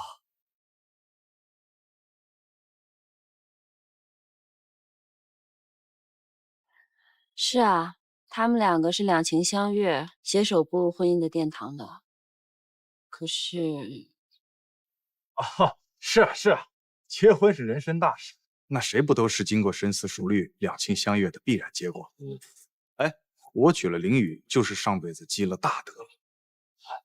哎，启源，你跟林雨求婚的时候准备了多久啊？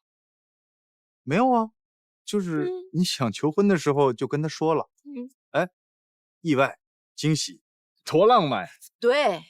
其实求婚只是一个形式，最重要的还是两个人愿意长长久久的在一起。说的太对了，没结婚的时候啊，你是怕人家姑娘跑了，但这结了婚改口叫了老婆，那才是自己人。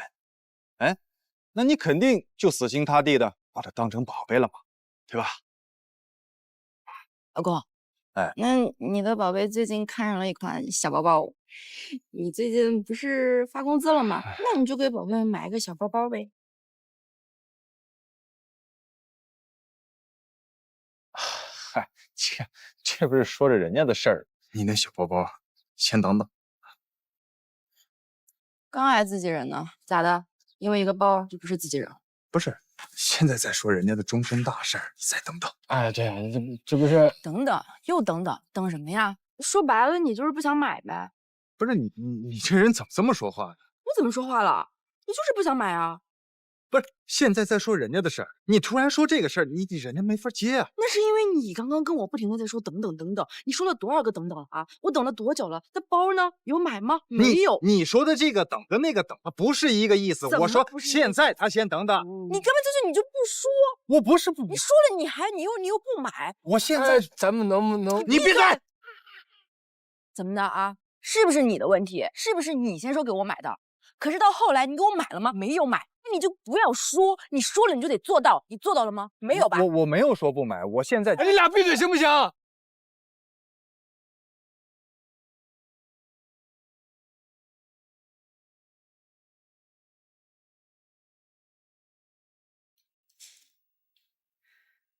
老韩，老张，来，你化验结果。这我哪看得懂？你就跟我说，我身体是不是出什么问题了？别胡思乱想了，回家也好好休息休息。最近是不是工作压力太大，睡眠没睡好啊？这样吧，过几天我想给你做一个更深入的检查。弟妹不是在吗？让她跟你一块过来。张张，你要这么说的话，我可不傻，叫你弟妹来干。论交情，咱俩是多年的好朋友。从医院上来讲，你是大夫，我是患者，我有知情权，对吧？再说了，我这有老婆有孩子，背后还有这么大一家公司，有啥事儿你跟我说嘛，我好提前做个准备，对吧？哎呀，你这让我着急了。说吧，没事。老韩，我就实话告诉你，我在你的身体里面发现一个不太好的东西。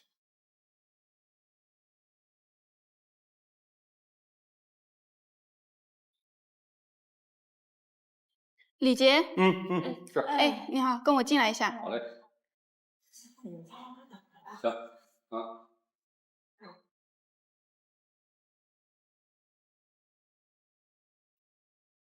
坐吧，爸。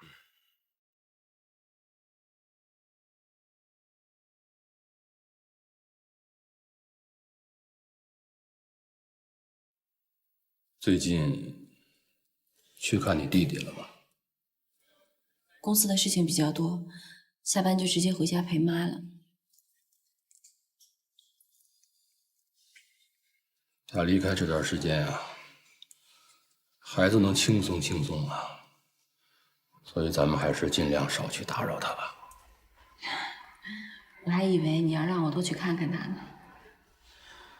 关心是应该的，在一起生活这么多年了，打心里边已经拿他当做自己家人了。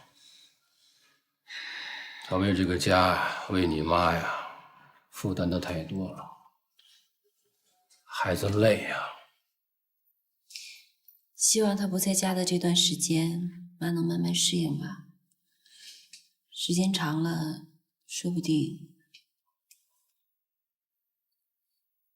天天动过，一天好几遍，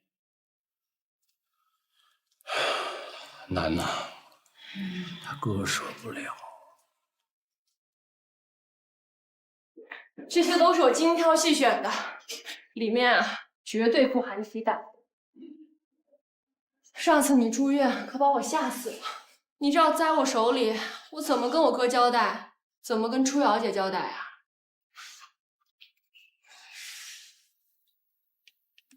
告诉你吧，我去找初瑶姐了。你找她做什么？告状呗。我说我哥给你安排了工作，你死活不去，还说我要跟你谈恋爱。你知道他什么反应吗？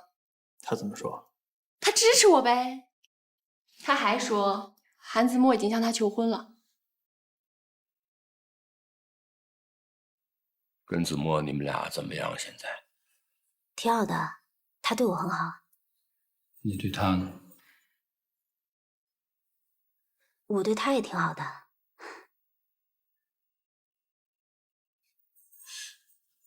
说不定这个家里洛书啊，能分散一下你妈的注意力。我发现你妈挺喜欢他的，那孩子对你也是百依百顺的，对我们当老的也是挺上心的，很懂事儿，家里条件也不错。就不知道他爸他妈对咱们家情况了不了解？爸，你想说什么呀？我是想说呀，要是遇到了合适的情感，要尽快的做决断，别犹豫，别拖着，别再做一些让自己将来后悔的事。你以前不都告诉我说婚姻大事不是儿戏，要慎重考虑吗？这怎么今天像要劝我结婚似的？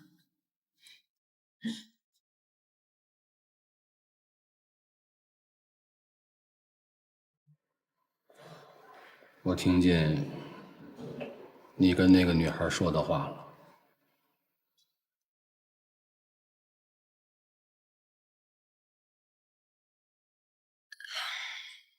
爸，丹丹她喜欢洛书，有点误会。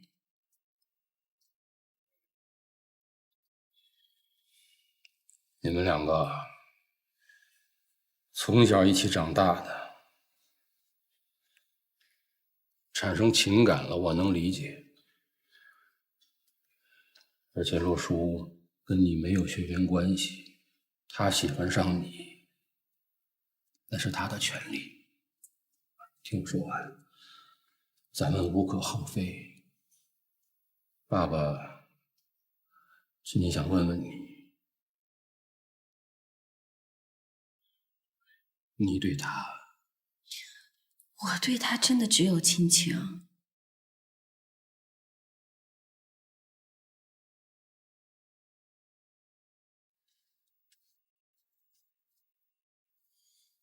之前爸心里边一直担心你妈的病，所以对你们考虑的太少太少了。不知不觉的，你们都长大了，长大了就会儿女情长。爸不糊涂，爸尊重你们的选择，但是爸就是担心你妈的病，如果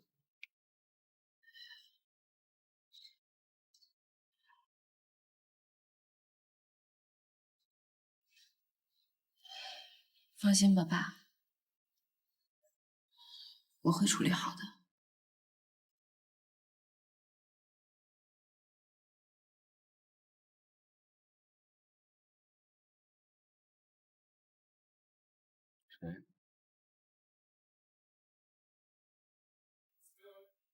我好像看到子墨的爸爸了。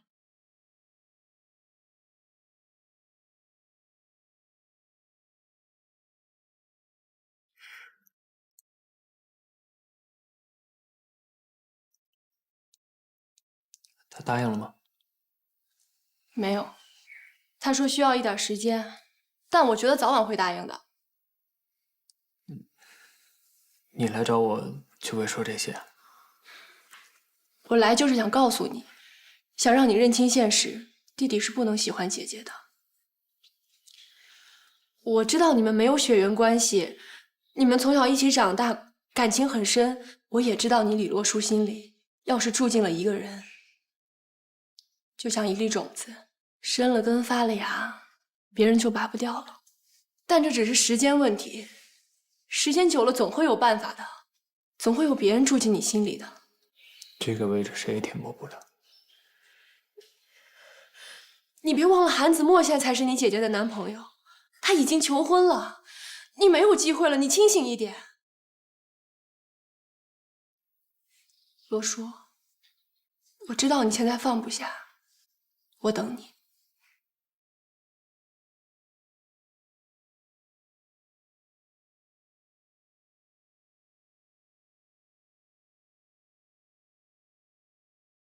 初瑶，初瑶，你给初晨打个电话。不是孩子正忙着呢，你这我想儿子了，打个电话都不行啊，真是。好。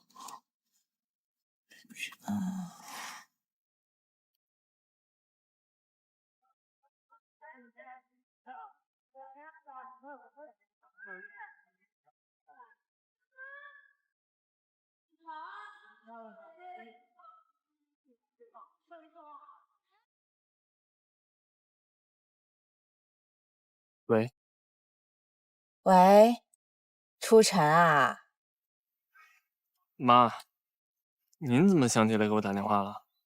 在哪儿呢？我跟你爸跟初瑶，我们啊刚从医院出来，现在啊在那个出租车上的。啊，是每个月的例行检查啊，那个没别的什么事儿。妈就是想问问你啊，那个你什么时候回家呀？妈想你了。你周末有没有时间啊？我是这样想的啊，正好洛叔呢也过来，咱们一大家子一块热闹热闹，你看行不行啊？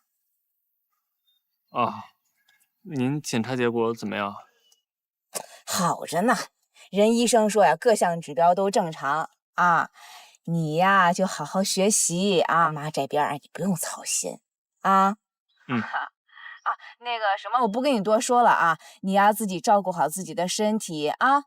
哎，先这样，再见。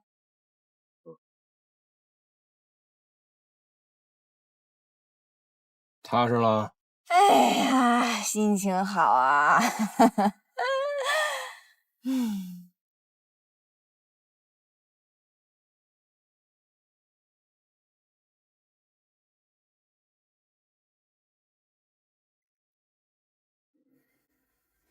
喂，喂，舒瑶，那个明天叔叔阿姨什么安排呀？没有啊，怎么了？明天呢，我想带你还有叔叔阿姨一起出去玩儿。